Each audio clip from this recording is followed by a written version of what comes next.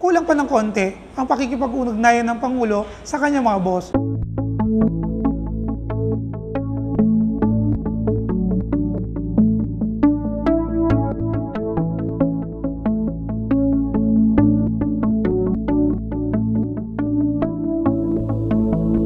Hindi naman niya kinuha ang Pilipinas na ayos. Kinuha niya ang Pilipinas, devastated na yan, under previous administration. Ang napakagandang nagawa niya ay sa anti-corruption dito sa pamahalaan.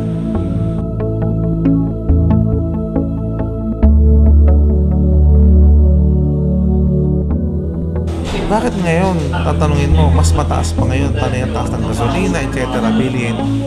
Ang malaking tanong, bakit hindi nagre-react ang mga tao? Isa lang sagot, sawa na ang tao eh. Sawa na ang mamamayan sa nalabanan ang sistemang hindi naman nababago.